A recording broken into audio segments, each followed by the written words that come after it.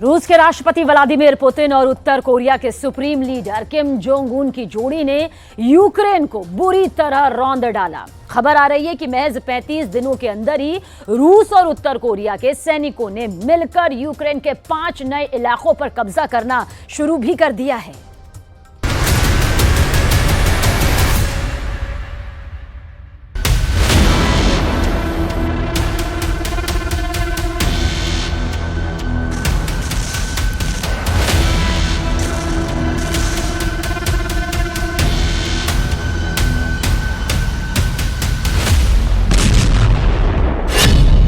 जीत लिया पूर्वी Ukraine, Putin किम का तूफानी हमला। 1026 दिन से ज्यादा की रूस यूक्रेन जंग में पुतिन ने जंग को एक तरफा बना दिया है। हालात ये हो गए हैं कि पूर्वी यूक्रेन का किला कहे जाने वाले डोनेस्क इलाके में रूसी सेना ने उत्तर कोरिया की सेना के साथ मिलकर कोहराम मचा दिया है। हम आपको दिखाने जा रहे हैं कि पुतिन कैसे 12,000 उत्तर कोरियाई सैनिकों को यूक्रेनी सेना के खिलाफ ब्रह्मास्त्र की तरह इस्तेमाल कर रहे हैं। हम आपको ये खबर भी दिखाने जा रहे हैं कि रूसी सैनिकों के साथ मिलकर उत्तर कोरिया के सैनिकों ने यूक्रेन के पूर्वी मोर्चे पर एक भी यूक्रेनी सैनिकों को जिंदा क्यों नहीं छोड़ा। क्यों कोरियाई सैनिकों ने 2 घंटे की भीषण जंग में यूक्रेनी सैनिकों का सफाया कर दिया, उन्हें सरेंडर का मौका तक नहीं दिया। राष्ट्रपति पुतिन के बेहद करीबी दिमित्री मेदवेदेव ने तो यहाँ तक दावा कर दिया कि रूस यूक्रेन के नए 5 इलाकों पर पूरी तरह से कब्जा करने जा रहा है।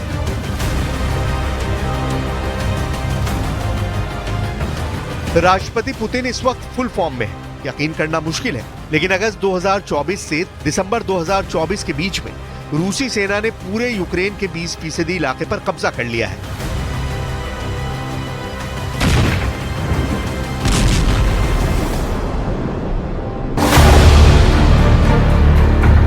अगर पूर्वी यूक्रेन के डोनेस्क की बात करें तो यहाँ पर रूसी सेना 60% इलाके पर कब्जा कर चुकी है। हैरानी की बात तो ये है कि यूक्रेनी सेना अब तक 180 मोर्चों से भाग चुकी है।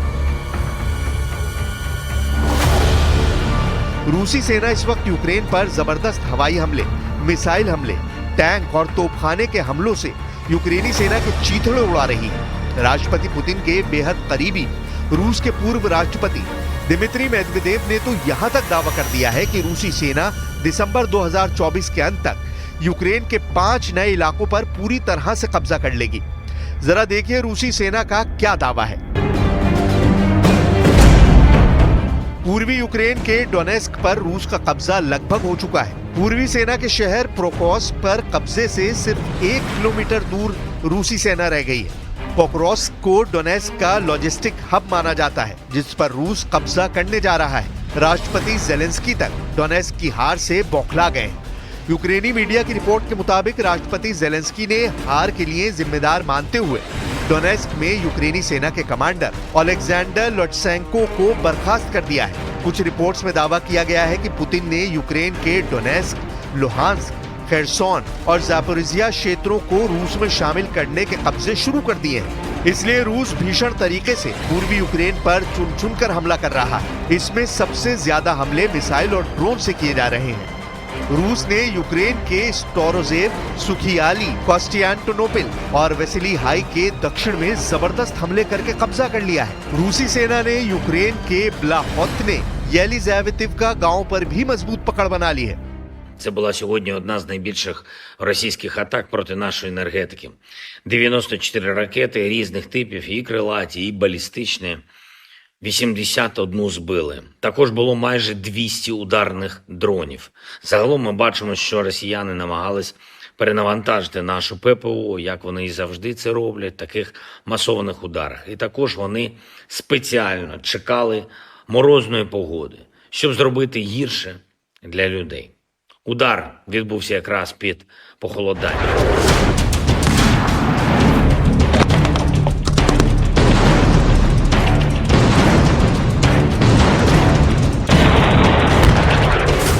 इधर दूसरी तरफ उत्तर कोरिया के सैनिकों ने आधिकारिक तौर पर यूक्रेन पर बड़ा हमला कर दिया है। लगभग 12,000 यूक्रेनी सैनिक रूस के कुर्स्क से पूर्वी यूक्रेन पर हमला कर रहे हैं। जानकारी के मुताबिक हर दिन यूक्रेन के 1100 सैनिक रूस और उत्तर कोरिया के सैनिकों के हमले में मारे जा रहे हैं। अगर इसी तरह से यूक्रेन के सैनिक मारे गए तो पूर्वी यूक्रेन में महज 10 दिन के अंदर यूक्रेनी सैनिकों का सफाया हो जाएगा। ऐसे हालात में आप अंदाजा लगाइए कि जब 20 जनवरी 2025 को ट्रंप ओवल ऑफिस में राष्ट्रपति बनकर कुर्सी संभालेंगे, तब तक तो रूस और उत्तर कोरिया मिलकर यूक्रेन को तबाह कर डालेंगे। अब जरा ये भी जान लीजिए कि पूर्वी यूक्रेन में उत्तर कोरिया के सैनिकों ने यूक्रेनी सैनिकों को कहां पर जबरदस्त मात दी है।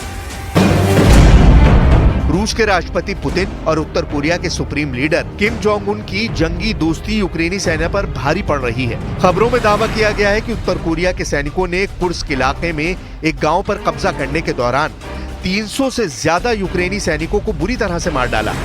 रिपोर्ट्स के मुताबिक कोरियाई सैनिकों ने 2 घंटे की सीधी जंग में यूक्रेनी सेना के एक भी सैनिक को सरेंडर करने का मौका नहीं दिया। किम के सैनिकों ने 2 घंटे के अंदर 300 यूक्रेनी सैनिकों को गोलियों से भून दिया।